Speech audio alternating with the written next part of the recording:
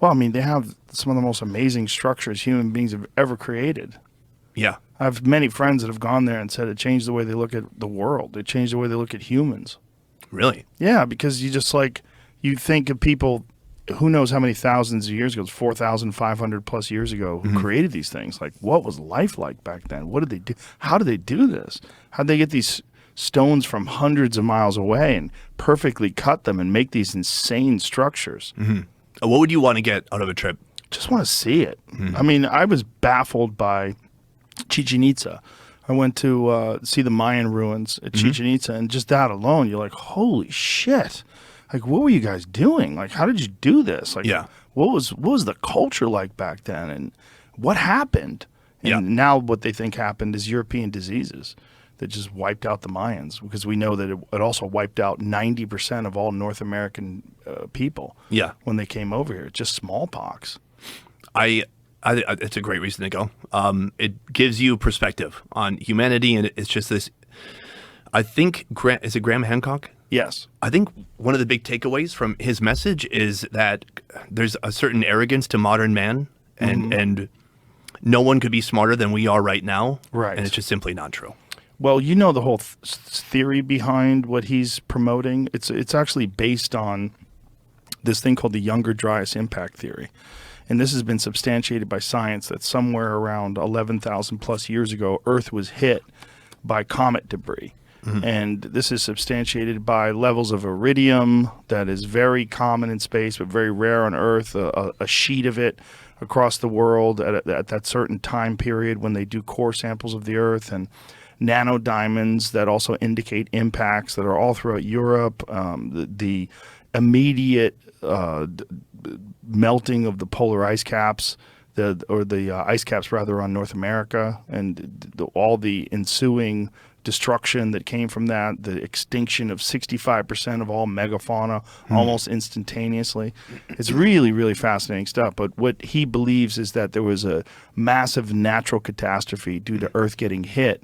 And this is all backed up by legitimate researchers and scientists, and a man named Randall Carlson, who's absolutely fantastic and really fascinating, in-depth understanding of this impact theory. And that human beings were essentially knocked back into the Stone Age. Right. So does he think we would have gotten to the industrial age that much sooner if that wouldn't have happened? They don't know what they were doing back then. That's what's interesting, because like everything was wiped out to the point where all we have left is these immense stone structures, which we have no understanding of the construction methods at all to this day. Right. There's some half-assed theories of how they did it, and no one really knows. There's 2,300,000 stones in the Great Pyramid of Giza, and some of them, again, were cut from a quarry that was 500 miles away, and they don't know how the fuck they did that. It'll be interesting if you get the right guide, and I can recommend a guy. There's one guy I really liked. Yeah? Later on, but everyone's going to have an answer for you, and it's interesting. They don't know, though. The thing is, like, I've heard all the answers. Oh, sure. I've heard everything. I've been speak with reading such- about this for years and years and years. They really don't know.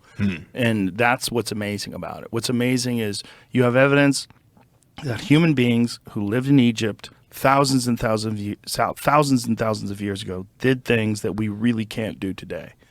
We really don't have the equipment. We really don't have the understanding. I mean, if you're off by a little bit with each individual stone, by the time you get to the top, it doesn't meet upright. Right. And they just nailed it. They nailed it to the point where they have these immense stones. You can't even get a razor blade in between them. I mean, incredible construction. Back when people had just come out of hunter and gathering. I mean, it was like 5,000 plus years ago they were doing this. Like, how? Right. How long did it take? Who was in charge? How'd you figure it out? They don't know. They really don't know. And then due to the burning of the Library of Alexandria, there's like so much missing information in history. Yeah, that's what.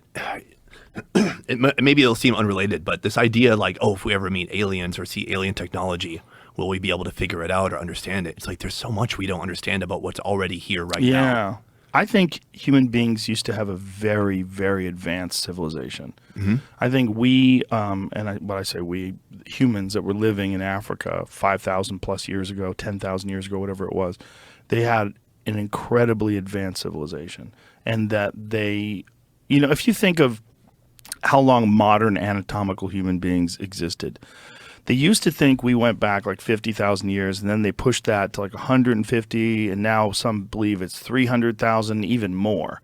That's people that look essentially like you and I. If you gave those people time, if you look at like go back from the Romans, go back 2,000 years ago to today, what an insane amount of progress has taken place in 2,000 years. In 2,000 years, they've gone from slaughtering people with swords and bows and arrows and catapults to making incredible videos like you made with a fucking iPhone. A little tiny thing that slides into your pocket easily.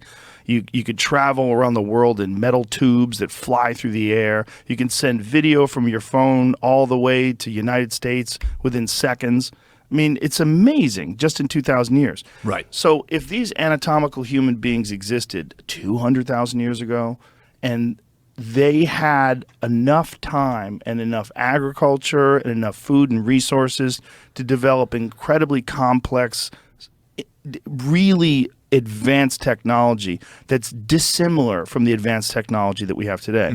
We like to think of advanced technology as only involving internal combustion engines and silicon chips, but what if they developed something on a totally different path, just developed it to this level that we can't possibly comprehend? What if they had 10, 20,000 years to do that?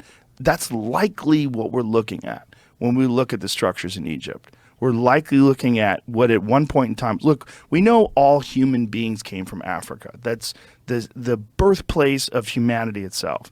And then the most complex structures that have ever been created also are in Africa. So if you would imagine that those people had been given enough time, whether it's 20,000, 30,000 years, to evolve these technologies, and then boom, hit by giant rocks from the sky and millions of people are killed. The people that are left live a barbaric existence for thousands of years and then relearn civilization and it starts from scratch. That's what Graham Hancock is talking about. Yeah.